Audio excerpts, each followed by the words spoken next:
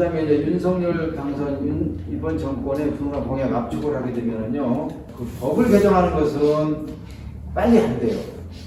법을 개정하는 것은. 왜냐하면 국회에서 통과를 돼야 되기 때문에. 근데 시행령이나 시행규칙을 개정하는 것은 정부 단독으로 가능하기 때문에 고시행이라고 되어 있는 것만 말씀드릴게요. 재건축 재개발을 정부 단독으로 구조 안전성, 구조 안전성 통과해야 모든 게 진행이 되잖아요. 정비 사업이. 그래서 그거는 이제 고시행이 될 거고 정부 단독으로 가능하고요. 분양 제도에서 분양가 산정 방식 변경도 고시행이 될 것 같고, 대출 지금 1주택자 LTV 80%로 높였죠. 해주겠다는 거죠. 그래서 이것도 고시행한다 그런 얘기죠. 그런데 법이 개정이 돼야 되는 것들은 시간이 걸린다. 그래서 이게 시행령이냐 아니면 법 개정이냐 이 부분도 좀 보셔야 된다 그런 말씀입니다. 그러면 이제 새 정부 부동산 정책은 어떻게 되느냐, 원하는 지역에 주택을 공급해야 된다라는 거 하고요. 재건축 안전진단을 조정하거나 없애야 된다.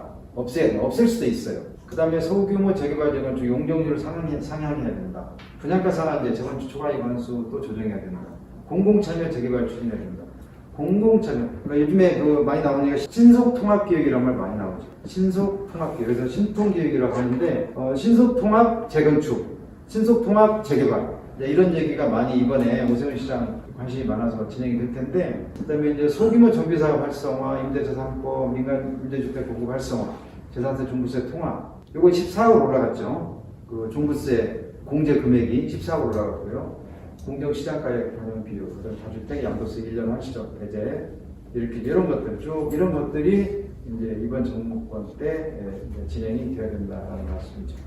그다음에 제가 이제 아까 이기 신도시 쭉 말씀드렸는데 이게 굉장히 중요해요. 왜? 여기 보면은 중동 신도시, 평촌 신도시, 삼부 신도시는 용적률이 200%예요. 다. 2종이 용적률이 200%입니다. 근데 법에는 250%예요, 원래. 여기는 용적률을 더 늘릴 만한 여유가 없어. 재건축해도. 그래서 특별 건축 계획이란 말이 나오는 거예요. 그런데 일산 신도시하고 분당 신도시는 용적률 여유가 있어요. 그렇죠. 여기 169%고 분당 신도시는 183입니다. 그러면 어디로 가시겠어요? 1번은 여기로 가는 게 제일 좋겠죠. 용적률을 볼 때는. 그런데 2번은 분당 신도시고 이쪽은 조금 고민을 좀 해야 될 것 같아요. 그래서 여기나 가야 되는데, 그런데 여기가 용적률은 여유가 더 있지만은 여기로 가는 것도 좋다. 왜? 강남이 가까우니까. 우리나라 국내 부동산의 모든 출발점은 서울이에요. 일단 서울하고 가까운 게 좋아요.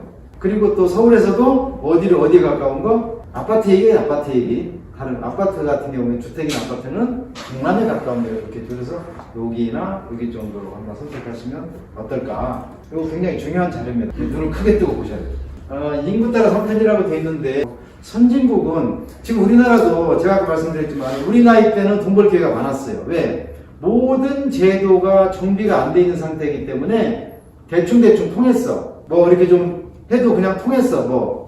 규정이 애매해가지고. 그런데 이제 그런 모든 규정들이 이렇게 만들어지고 정보가 통합이 되고 통계자료가 정리가 되고, 그래서 기회는 이제는 좀 후진국으로 가야 기회가 있다. 여기 보시면 인구가 출생아 수, 혼인 수 문제를 한번 그래프로 봤는데 말이 필요 없어요. 이렇게 이미지로 보시는 게 제일 빨라요.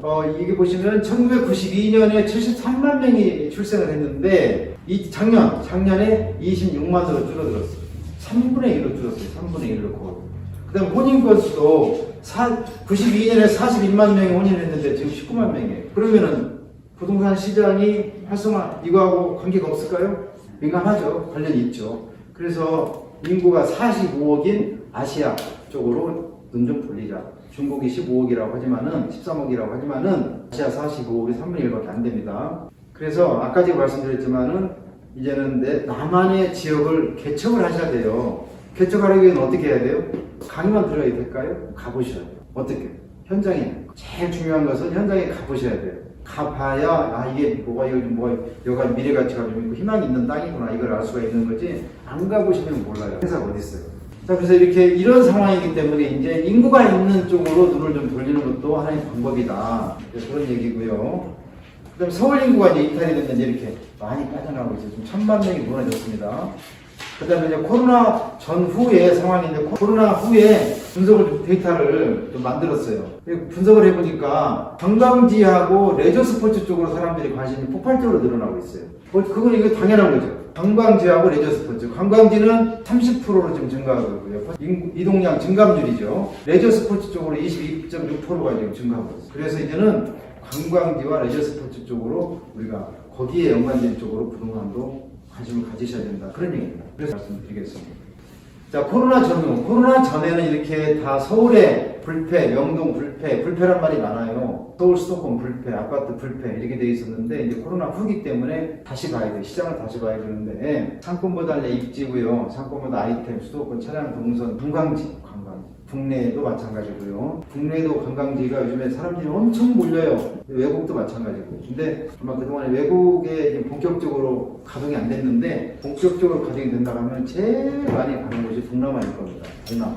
제일 많이 가는 곳이. 일본 사람이 제일 먼저 예를 들어서 이렇게 어떤 여행지에 휩쓰고 지나간다고 그래요. 일본 사람들이.